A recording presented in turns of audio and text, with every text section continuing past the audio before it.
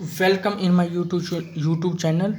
जैसा कि हम प्रॉपर्टीज़ ऑफ डिटर्मिनेंट की स्टडीज़ कर रहे थे, अब बढ़ते हैं नेक्स्ट प्रॉपर्टीज़ की तरफ। Okay, let A be a square matrix of order N. ये ए मैट्रिक्स है। ओके, कोई स्क्वायर मैट्रिक्स है किस आर्डर की? एन आर्डर की। एन कोई भी नेचुरल नंबर हो सकता है, लेकिन जैसा कि 12th के सिलेबस में है अप टू आर्डर 3 तक। ओके, ज़्यादा से ज़्यादा आप एन को 3 ले सकते हो। ए कोई मैट्रिक्स है 2 आर्डर की या 3 आर्डर की। Okay, then the sum of किसका, किन चीज़ों को हम ऐड करेंगे?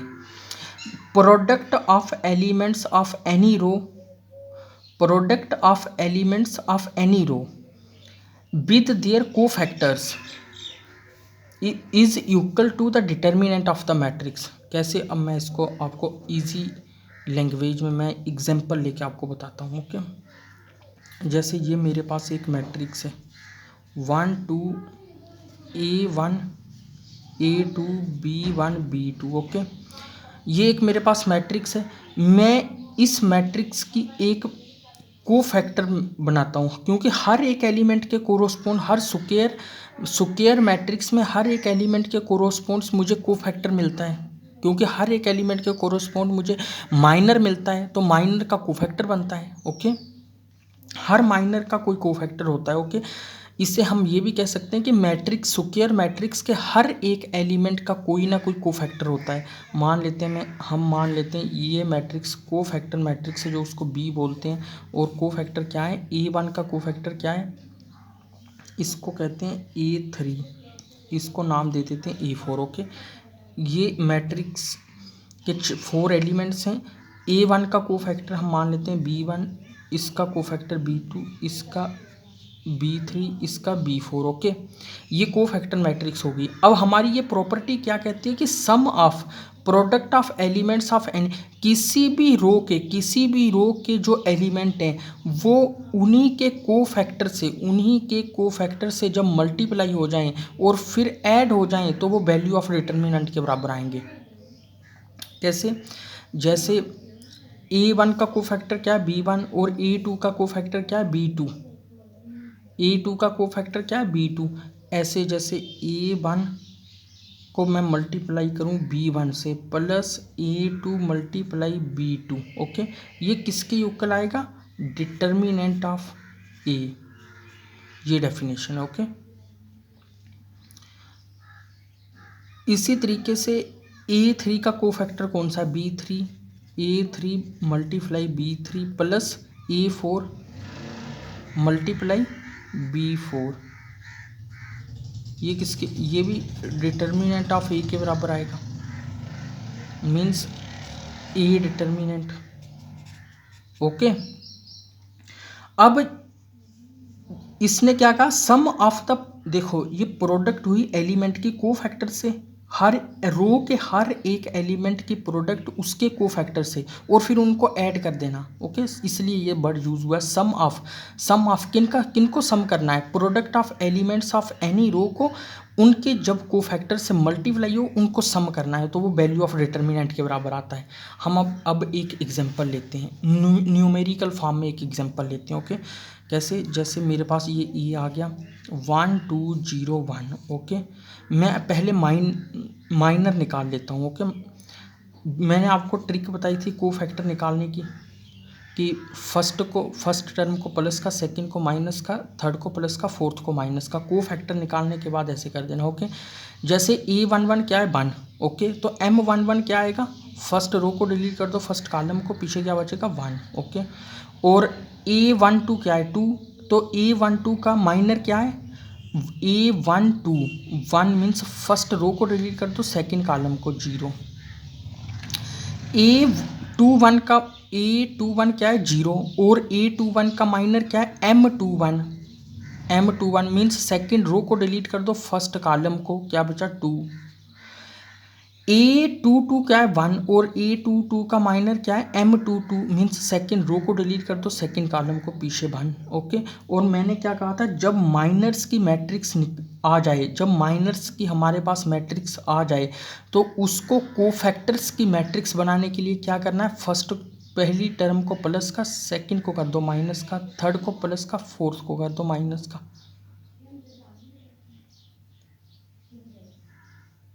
सॉरी वो 3x3 में था, लेकिन यहाँ क्या है कि नॉन डायगोनल को माइनस का कर दो। ओके, 2x2 के केस में क्या है, नॉन डायगोनल को माइनस का कर दो।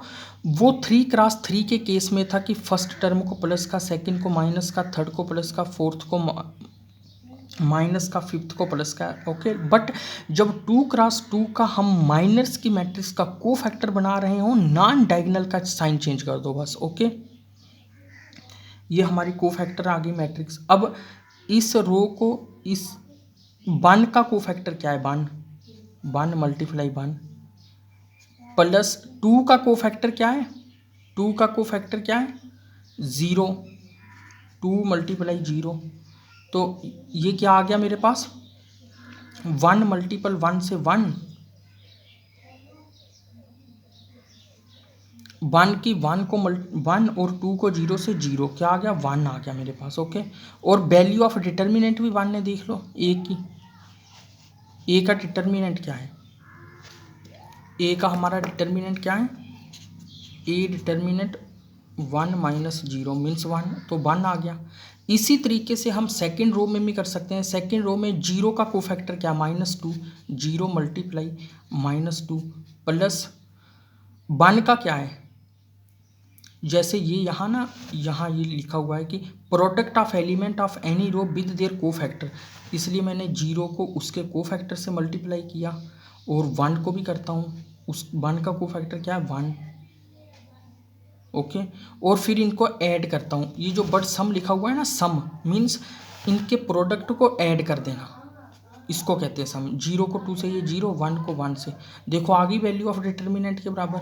ओके, मैंने आपको एग्जांपल भी दे दी कि किस तरीके से ये, ओके, सेम बेसिस, जैसे अब आपको ये समझ आ गया कि किस तरीके से हम इसे करते हैं। ओके, अब मैंने ऑलरेडी आपको इन्फॉर्म कराया अडजाइन ए कैसे निकालते हैं, अडजाइन ए कैसे निकालते हैं, आई होप कि आप जानते हैं। ओके,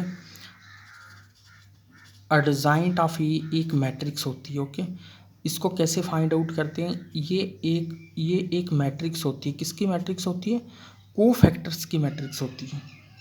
जैसे A11 हो गया, A12 हो गया, A21 हो गया, A22 हो गया, उसका ट्रांसपोज मीन्स ऐसे A11 A12 A21 A22, इससे कहते हैं अडजाइन ए। आई होप कि आप जानते हैं। अब मैं आपको एक फार्मूला बता रहा हूँ,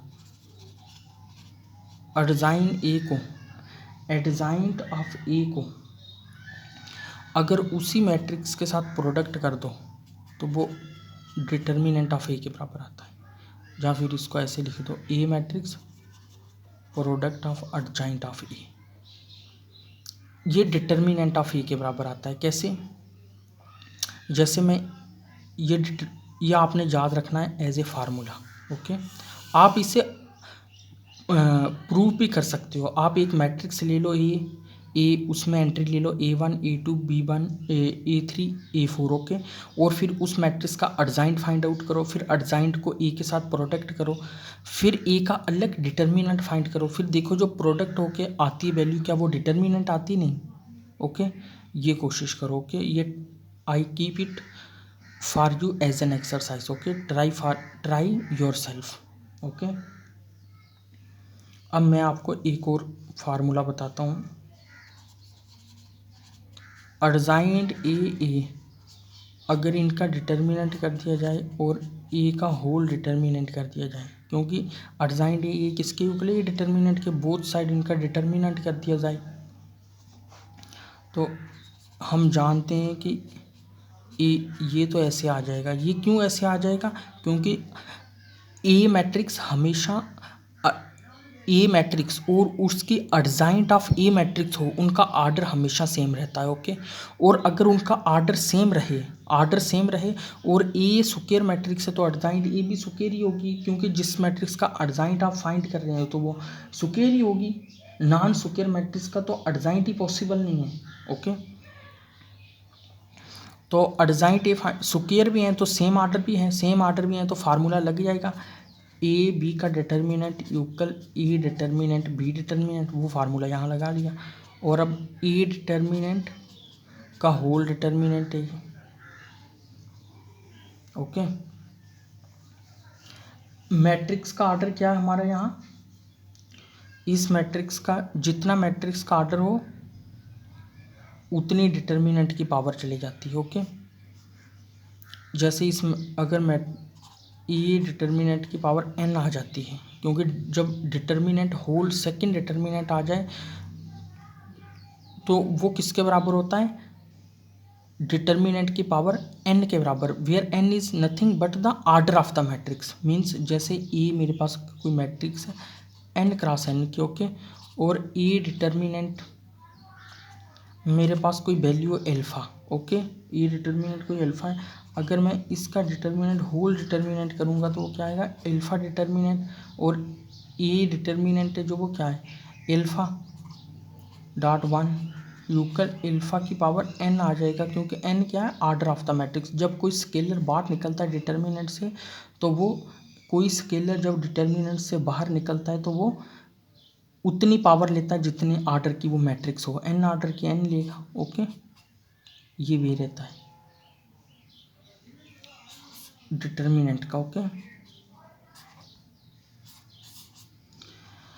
और अडजाइंट ए का डिटर्मिनेंट क्या आ जाएगा, ए डिटर्मिनेंट की पावर n-1। अडजाइंट ए का जो डिटर्मिनेंट होगा वो किसके बराबर होगा, जो मैट्रिक्स होगी उसके डिटर्मिनेंट, और पावर कितनी होगी, अगर वो 3 क्रॉस 3 की है तो पावर